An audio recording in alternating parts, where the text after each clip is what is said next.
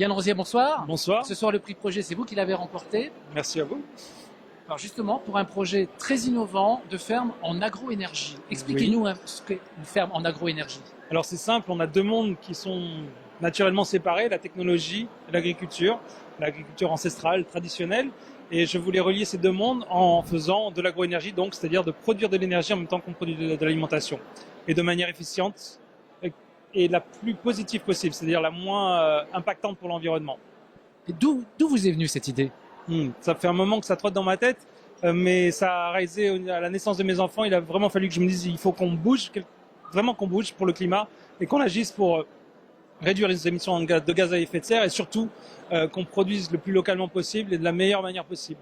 Et là, avec l'énergie, la production énergétique type solaire, on peut produire en dessous de panneaux solaires. On peut faire plein de choses. On peut faire des choses magnifiques. On peut faire des serres photovoltaïques bioclimatiques qui vont résister à certains événements climatiques qui vont nous arriver dans pas longtemps.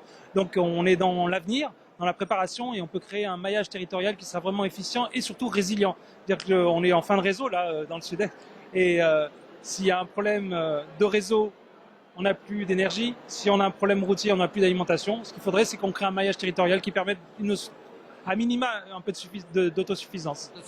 Oui. Donc en fait, ce sont des fermes qui permettent par l'exploitation des fruits, des légumes, par l'exploitation d'élevage, de créer de l'énergie qu'on va pouvoir réutiliser. Exactement, ça se fait déjà.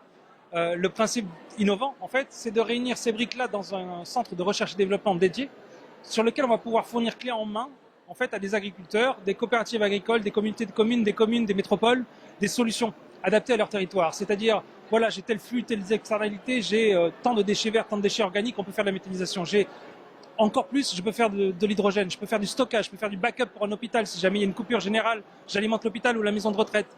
Dans une commune reculée dans l'RPI, sur le PNR par exemple, on peut réfléchir à d'autres choses. On peut faire de la conservation, par exemple, pour de la production alimentaire, en coopérative agricole. On peut réunir plusieurs agriculteurs et quelques citoyens pour faire de la production solaire, faire de l'épargne énergétique citoyenne. On peut faire énormément de choses. On est juste à la croisée des chemins maintenant. Il faut qu'on avance très vite parce que le climat ne nous attend pas et qu'on a beaucoup de choses à faire ensemble. Et je pense qu'il faut être plusieurs. Pardon. Vous parliez de territoire justement, et est-ce que le territoire de la Côte d'Azur est un territoire propice à ce projet? Alors, au niveau ensoleillement, oui. Pour les autres énergies, c'est différent. Mais c'est un territoire propice parce qu'on est encore un tout petit peu en retard à ce niveau-là. Je ne parle pas des Allemands, mais au niveau de la France. Et on a beaucoup à avancer et on a beaucoup de besoins. On a énormément de besoins. Dans ce niveau-là, on importe 90% de notre consommation électrique comme on importe 90% de nos tomates. Donc on a un gros effort à faire, un effort pluriel, massif, mais collectif. Donc il faut qu'on avance ensemble. Et c'est mon leitmotiv en fait. Je suis désolé, mais je le répète. C'est un super leitmotiv. Merci. Bravo. Merci à vous. Merci encore pour le prix.